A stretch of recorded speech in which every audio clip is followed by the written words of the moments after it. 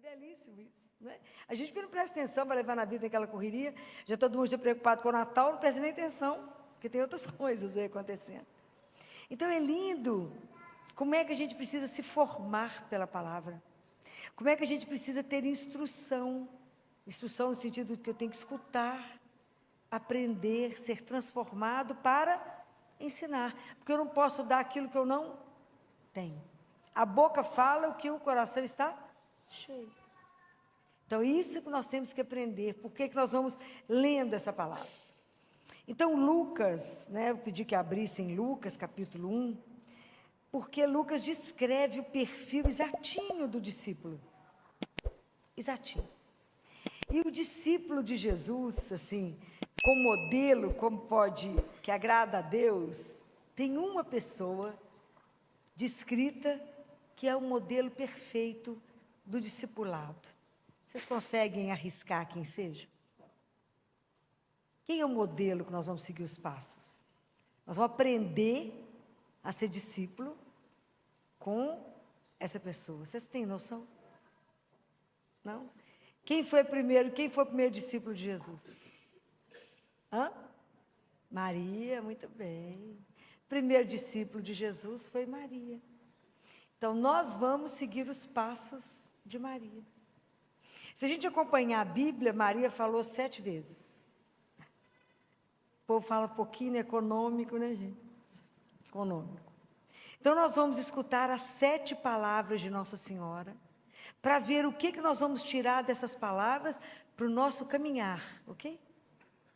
Então, a primeira palavra de Nossa Senhora, Lucas capítulo 1, se vocês quiserem marcar, vai estar no versículo 34. Quando o anjo anuncia a Maria que ela vai ser mãe do Filho do Altíssimo.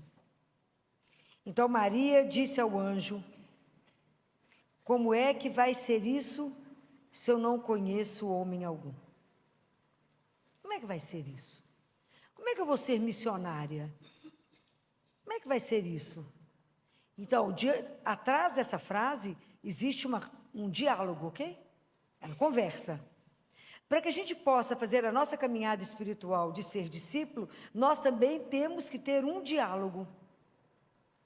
Dialogar, isso significa oração, rezar. Diálogo, encontro, oração, encontro, onde tem eu e Jesus. É um encontro, onde um fala e o outro escuta. Onde o outro fala, eu escuto. Então, nós vamos caminhar para poder aprender a conversar, aprender a rezar, aprender a ver qual é o papel da oração na nossa vida. Quanto tempo a gente tem gasto com a oração na nossa vida? Porque às vezes a gente tem resumido a nossa vida com a oração, às vezes de vir aqui, ou de rezar só o terço, mas a nossa vida tem que incluir, a nossa vida de missionário, de ser santo, tem que incluir a leitura da palavra, meditar a palavra, eu tenho que adorar, eu tenho que, se possível, Eucaristia diária, e isso é um trabalho, porque senão eu vou dar o quê? Nada, né? Então, nós precisamos de aprender esse momento da oração, o quanto essa oração pode ir nos transformando primeiro. Essa é a grande palavra. Lembra que semana passada eu falei com vocês do fruto do sicômoro? O sicômoro é aquela árvore que dá um monte de fruto que não tem gosto de nada. Mas para ela ter gosto, antes de colher, ela tem que ser cortada. Não muda a substância, mas o suco vai transformando e dando gosto na fruta. Assim é a palavra na nossa vida. À medida que a gente vai escutando, que a gente vai fazendo dessa palavra um diálogo com o Senhor, a palavra vai nos transformando, vai dando gosto na nossa vida, né? A nossa vida passa a ser uma vida saborosa, uma vida que tem, a hora onde vocês chegam, vocês fazem diferença. Então, andar com Jesus, ser discípulo dele, é tão interessante, que Jesus sempre estava se vocês lerem a palavra inteira, vocês vão ver que andava com Jesus 3 grupos. Estava Jesus, tinha uma multidão, tinha os discípulos e tinha os fariseus. Então, a multidão quer milagres e prodígios. Os discípulos se comprometeram com ele. E os fariseus criticavam. A gente precisa entender que no nosso caminho com Jesus, em qual desses grupos nós estamos? Porque às vezes a gente quer ser só a turma da multidão e só quer ver o milagre. Né? E às vezes a gente só quer ver o milagre e não quer compromisso zero, né? Fala, não, vamos rezar. Não, mas assim, não dá para você rezar para mim, né? A gente não quer o compromisso, não quer o sacrifício. Mas eu vou ter que ler, vou ter que fazer isso todo dia. Não come todo dia. Reza todo dia. Né? É o cuidar da vida espiritual, é o crescimento espiritual. Então, esse é o primeiro ponto, né? Tanto que a gente precisa aprender com isso, em que momento eu estou, se eu estou querendo só um milagre, se de verdade eu quero me comprometer, eu quero prestar atenção em tudo que Nossa Senhora fez, porque eu quero seguir, eu quero de verdade ser discípulo de Jesus, ou se eu quero só criticar, eu nem entro no reino, nem deixo os outros entrar. O fariseu era assim. Eles nem deixavam o povo entrar, Jesus falou isso com eles. Vocês não entram, não deixam o povo entrar, de tanta confusão que vocês arrumam, de tanto obstáculo que vocês põem para que as pessoas possam chegar até ele. Então, vamos nos ver no caminho e falar em que ponto eu estou do meu caminho, em que grupo eu me enquadro. Então, primeiro a gente aprendeu que reza. O segundo, Maria fala, eu sou a serva do Senhor, faça-se em mim, segundo a tua palavra. Então, é o compromisso, né? Então, primeiro eu rezo, e depois que eu rezo, eu tenho uma prontidão em servir a Deus e ao irmão. Essa é a prontidão de São José. São José, então, a gente não achou uma palavra que ele falou, nada. Mas São José era aquela pessoa que parecia um atleta. Ele estava sempre atento, o atleta ele está sempre atento para o tiro, para o assovio, para o apito, para o que seja, porque ele sabia que tinha que se lançar. São José estava sempre pronto para fazer a palavra, para cumprir a vontade de Deus, sempre pronto. Maria também, aquela prontidão, você imagina, ela era uma menina de uns 13 anos, escuta isso e fala, eis aqui a serva do Senhor, faça-se em mim, segundo a tua palavra. Isso não é brinquedo, não. Porque a gente, quando vai se entregar a Deus, a gente põe um monte de senão para Ele, ainda enche um. Então, eu vou fazer um contrato. Então, eu faço isso desde que o Senhor... Qual o requisito que ela pôs aqui para Ele? Nenhum. Imagina, era uma menina, ia ficar grávida do Filho do Altíssimo. E ela obedeceu. Fico pensando que ela nem foi contar para José, e ela estava noiva, né, gente? Naquela época, ela funcionava assim. O casamento era assim. E ela já estava prometida a José. Só que eles assinavam um contrato. Quando que Maria ia para a casa de José? Depois que ele construísse a casa, igualzinho hoje. Hoje o povo começa a namorar, já vai para a casa do moço, já leva tudo. Fala, menina, mas você acabou de conhecer ele. Não, já foi para lá. Não é assim. Primeiro ele constrói a casa. Aí depois ela ia em procissão, ia os pais levando Maria, e os amigos, era o dia da festa, entregava ela lá. É igual hoje. Então, Maria já estava prometida, você imagina, ela não sabia como é que José ia entender isso. E ela teve que entregar tudo, porque uma razão, ela podia inclusive ser apedrejada, ela sabia da lei. A mulher que engravidasse antes de casar, ela era apedrejada, até a morte. E ela sabia dos riscos. E ela não foi correndo atrás de José e falou, sabe o que aconteceu? Teve um anjo lá em casa. Não. Esperou Deus agir. Igualzinho a gente faz hoje. Esperou. Né? Deus contar para José que era sério. A gente já teria colocado no Instagram, né? Imagina. Olha que loucura que já tinha sido isso. Imagina, gente, eu fui a escolhida. Igualzinho. Aqueles filtros no rosto para aparecer, né? Um monte de luz, loucura. E ela caladinha. Faça-se em mim segundo a tua palavra. Então, primeiro eu vou rezar para escutar e depois falar, faça-se.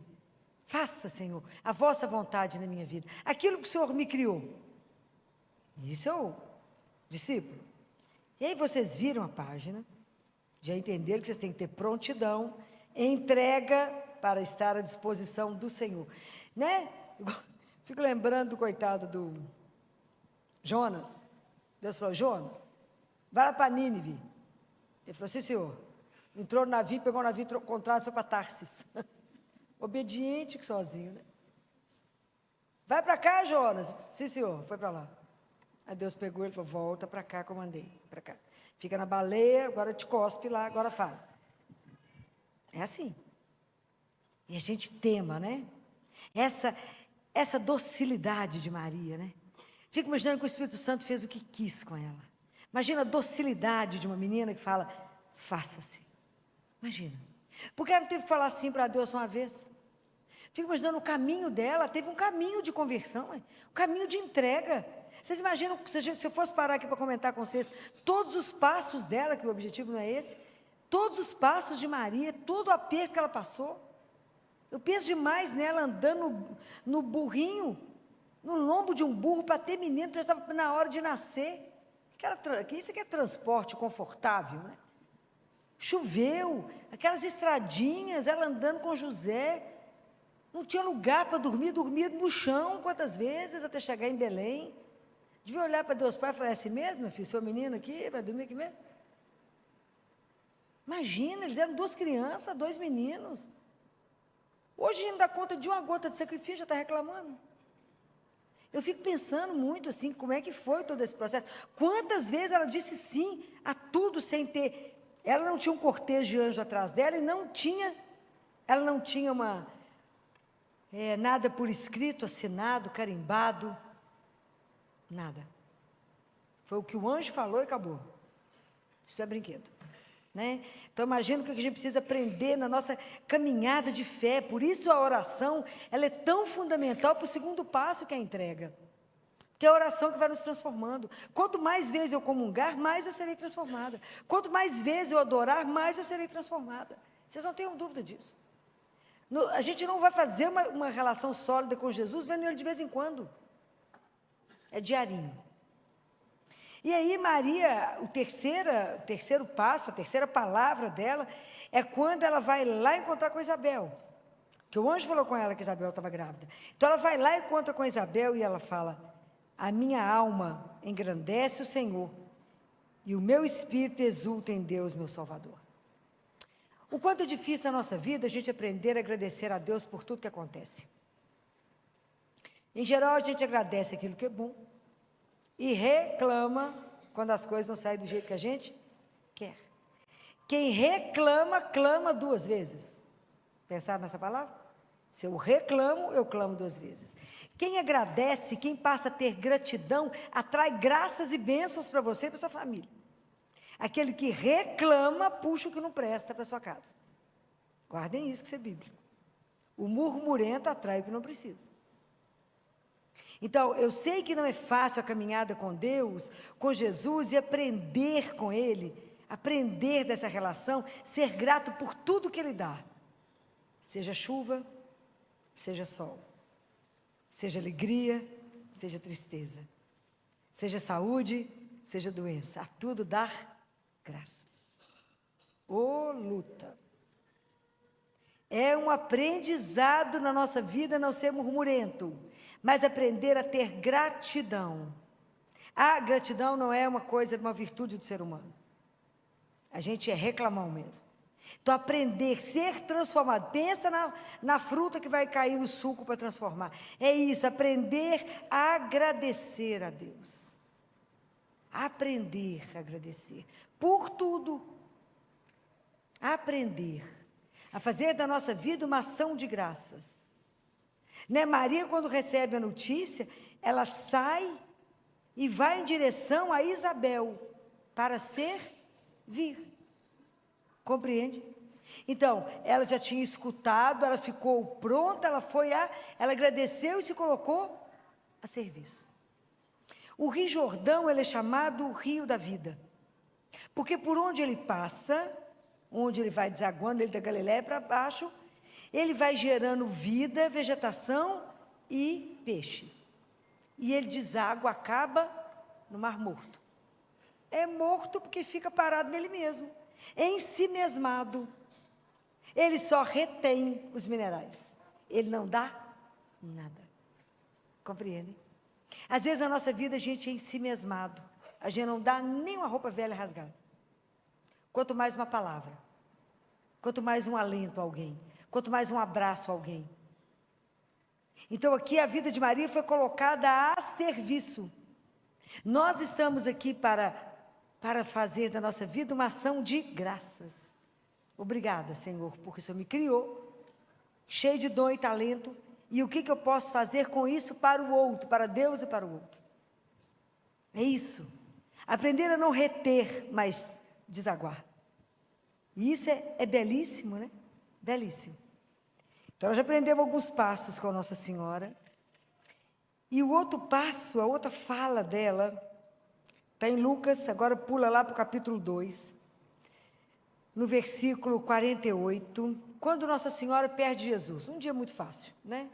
Quando eles subiram a Jerusalém, e Jesus tinha 12 anos de idade, ele podia seguir Nossa Senhora ou podia seguir São José. E um achou que estava com o outro, depois que andaram, um dia descobre que ele não estava lá. Aí tem que voltar para procurar esse menino. Quando eles chegam no templo e encontram Jesus, essa frase de Nossa Senhora é um encanto que ela disse: olha que teu pai e eu, aflitos, te procurávamos. Ela começa assim: meu filho, por que agiste assim conosco? Olha que teu pai e eu, aflitos, te procurávamos. Então, olha que interessante, quando a gente começa a ser transformado, a ser discípulo de Jesus, como é que o nosso olhar vai mudando. Então, a gente aprende, Nossa Senhora que procurava pelo Filho, que era Deus, então a preocupação com as coisas de Deus, mas ela tinha uma preocupação imensa com a preocupação de São José. José estava preocupado. Imagina, a grande protagonista ali depois de Jesus era ela. Ela podia ter chegado igual a gente chega, com o menino e fala: menino, te mato que você fez isso com sua mãe. Porque a mãe já chega arrebentando. Ela se colocou junto com José e falou: teu pai e eu. Ela não se colocou à frente dele. Aqui tem a unidade da família, unidade do casal. Não tem um na frente do outro, tem os dois. Teu pai e eu estávamos aflitos. Não colocou que a dor dela estava maior. Ela não fez que drama que a gente costuma fazer, né? Vocês vão ver quando eu for embora, eu vou largar vocês tudo para trás. Vocês vão sofrer, vocês vão ver o que é mãe, né? Assim que as mães falam. Vocês vão ver o que é perder uma mãe na vida, né? Aqui, Maria, não. Teu pai e eu estávamos aflitos. Então, vocês imaginem, de verdade, a preocupação com o outro. O olhar para o outro. Não se colocou acima dele, junto dele. E isso é uma coisa para a gente poder prestar atenção. Que de verdade a gente tem que se preocupar uns com os outros. De verdade. Nós não somos melhores uns que os outros, somos todos irmãos. Então quando eu estou fazendo meu caminho de conversão, o outro me preocupa. Se eu vejo uma tristeza no olho do outro, eu tenho que estar atento para ver o que está acontecendo com o outro. Se eu vejo que a situação do outro está apertada, não me custa nada ajudar. Se eu vejo que aquela pessoa está sempre naquele lugar e não apareceu, eu ligo para saber o que houve. O que houve? Ou então eu vou lá e falo: o que está acontecendo que você não foi? Está precisando de alguma ajuda? Está doente? Precisa... a gente se preocupa a gente muda o olhar, né, pela sensibilidade de ver o outro. Então, nós já aprendemos muita coisa aqui. Aí agora vocês vão lá para João. No Evangelho de João, no capítulo 2, lá nas bodas de Caná, Nossa Senhora, com um olhar atento ao outro, chega perto de Jesus e fala com ele assim: eles não têm mais vinho. Então, quando a gente passa a ter um olhar para o outro, a gente é capaz de se comprometer de verdade. E aqui a gente precisa aprender, quando a gente se compromete inclusive com a oração.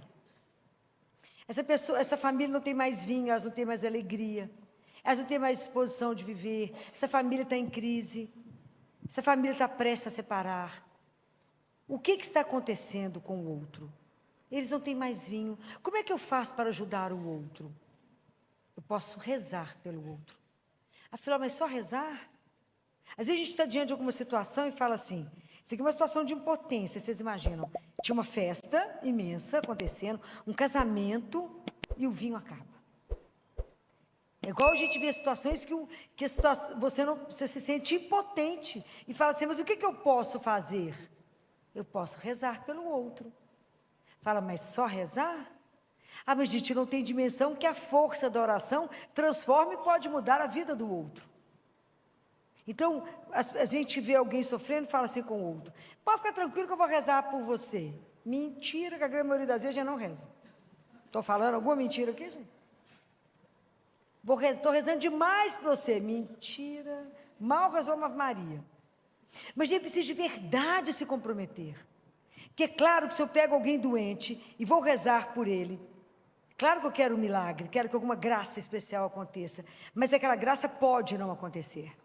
Então eu fico lembrando muito de Padre Léo, que quando ele descobriu o câncer, o Brasil inteiro rezou por Padre Léo.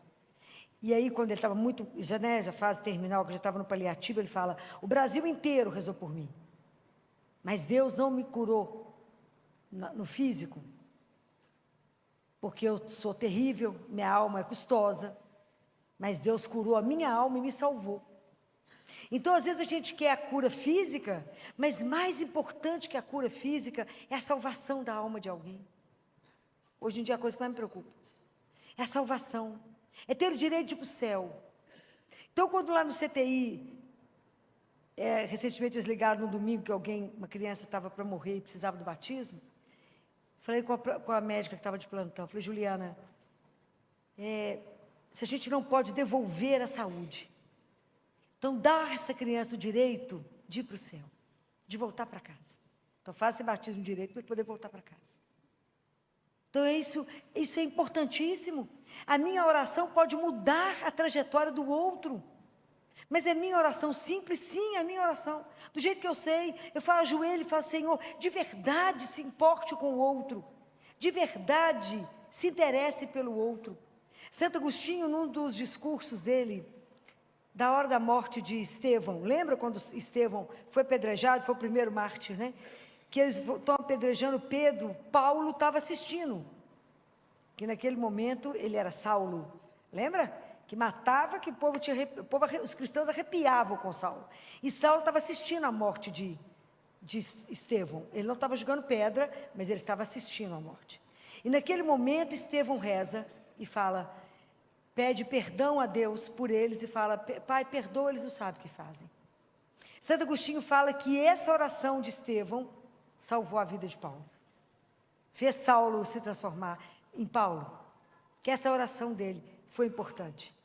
Se vocês já leram a vida de Glória Polo, quando ela é queimada por um raio, quando ela está diante de Jesus, analisando a vida dela, Jesus fala com ela, sabe por que eu vou te dar a chance de voltar, Glória?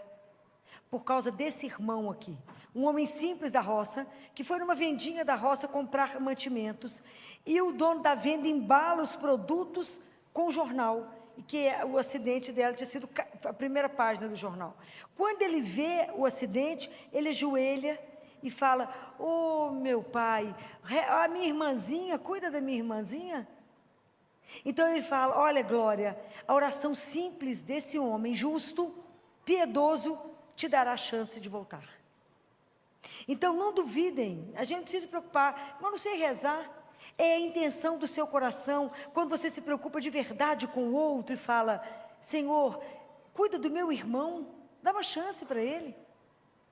Essa missão é nossa, nós somos missionários, a gente tem que ajudar os outros na oração, nós temos que ajudar aqueles que estão desanimados, perderam o ânimo, aqueles que estão caídos no caminho, ajuda, coragem, coloca de pé, fala, vamos. E às vezes a nossa oração simples, mas profunda de coração, pode mudar o outro. E aqui nas bodas de Caná, Nossa Senhora também fala uma outra coisa tão simples, né, gente? Tão simples essa palavrinha dela. Ela fala assim, fazei tudo o que ele vos disser. Oh, coisa simples. Simples demais, porque São Bento, se alguém aqui é adepto de São Bento, gosta de ler as coisas de São Bento me encanta. E a primeira regra de São Bento é assim, filho, escuta o mestre. Simples assim. Porque o escutar está relacionado com obedecer. Essa é a questão. Porque eu tenho que escutar a palavra de Deus, e a palavra de Deus tem que gerar na minha vida, vida, é uma norma de vida que eu cumpro. Eu não posso escutar a palavra de Deus e fingir que ela não falou, foi comigo. Então, quando eu escuto o Senhor falar assim, não julgueis, eu não posso sair da missa, olhar alguém ali, falar mal do outro, acabei de escutar. Enquanto essa palavra não virou regra para mim, ela não me transformou, está servindo nada no meu caminho. Então, não julgueis. Então, quando eu escuto, então primeiro escuta, abre o seu ouvido para ouvir, não esse ouvido, o do coração. Aprender a ouvir. E a última palavra do manual de São Bento é, chegarás. Quem não escuta não vai chegar.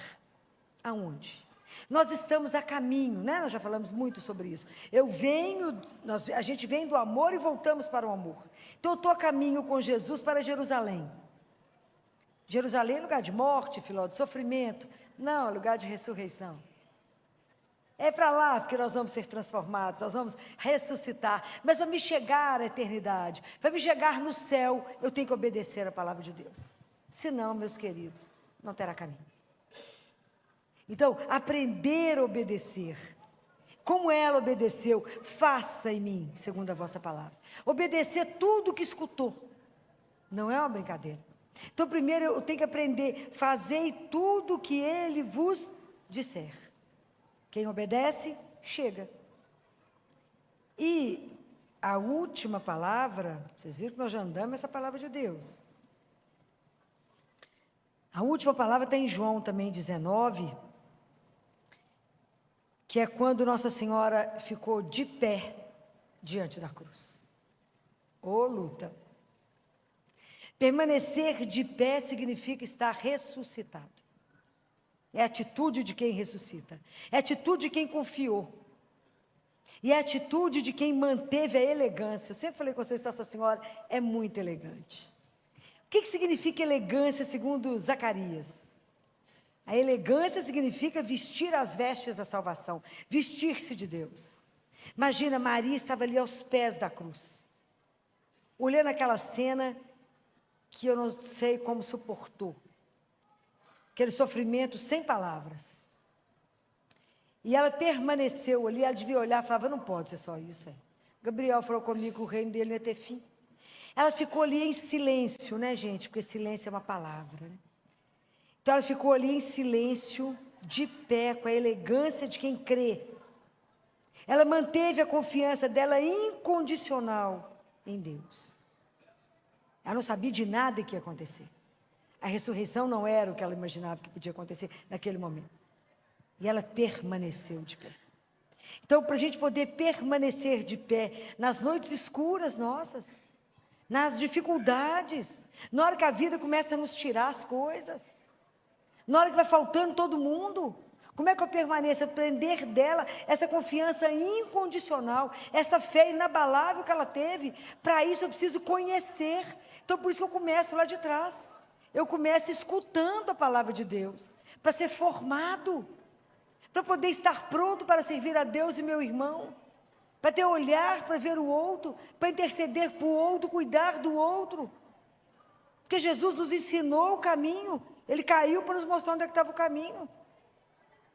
Ele é o nosso caminho, né? Ele é a nossa meta, é onde nós queremos chegar. Então, ser discípulo de Jesus, acompanhar os passos de Nossa Senhora, não é uma brincadeira, mas é um caminho. Esse é o caminho perfeito do discípulo. É aquele que escuta, permite ser transformado, entende que ele tem uma missão, a missão de ser santificado, permitir que a nossa vida seja santificada. À medida que Deus vai nos mandando as coisas e Ele vai trabalhando em nós, que nós temos um compromisso uns com os outros, e que cada um que encontra conosco não pode sair pior do que chegou. Lembra? Já falei isso para vocês, que está na palavra de Deus, qual é a dívida que nós temos uns com os outros? É a dívida do amor. Ninguém pode sair, encontrou comigo, pode sair pior do que chegou. Essa é a nossa dívida. Então, tomar atenção que estamos juntos, e que nós não vamos chegar lá no céu sozinhos, temos que levar uns aos outros, não é? Nós caminhamos juntos, nos ajudar nesse caminho. E que quando a gente chegar diante de Deus, né, quando chegar a hora da gente ir, lembre de uma coisa que eu vou dizer para vocês. Deus não vai nos julgar pelas nossas obras. Deus não vai julgar pelas coisas que fizemos. Mas Deus vai avaliar os nossos esforços para conseguir ser um discípulo dele. Ele vai avaliar as nossas dificuldades. Ele vai avaliar as nossas noites sem dormir, pensando em como fazer. O tempo que a gente ficou parado para poder ler, as nossas dificuldades até chegar na missa diária, as nossas dificuldades com a oração de todos os dias, as nossas dificuldades em cumprir todos os sacramentos, em cumprir a palavra dele até o fim. Deus vai nos avaliar pelos nossos esforços, para poder ser parecido com ele. Porque ser igual a ele, é impossível. Mas nós temos que desejar. A nossa vida é sempre o encontro da graça com a liberdade. Eu falo, Senhor, eu quero ser um discípulo. Eu não quero ser um fariseu que vai só criticar. Eu quero de verdade ser transformado. Eu quero de verdade. Então me ajuda. É o meu desejo da graça, da liberdade com a graça. Me conceda a graça por intercessão de Maria Santíssima. Que Nossa Senhora, nossa mãe das graças, Nossa Senhora das graças, possa interceder junto a Jesus na vida de cada um de nós nessa noite. Fala, olha lá, Jesus, quantos já acordaram para a consciência de que são missionários e da vocação de todos de serem santos. E que ela nessa noite possa olhar para cada um de nós e dizer a Ele cada graça espiritual que nós estamos precisando e que nem a gente sabe. Porque nós não somos capazes nem de saber o que a gente precisa para a nossa caminhada. Mas ela, como nossa mãe, sabe de tudo que a gente precisa para a gente poder ser discípulo de Jesus e no final falar igual São Paulo, combati o bom combate, guardei a fé. E agora eu vou receber de Deus a coroa imperecível, porque acreditei naquele que é o meu Senhor e que tudo pode. Se o Espírito Santo falou com você nesse vídeo, então compartilha, comenta e segue o canal para ajudar a chegar essa mensagem a mais pessoas.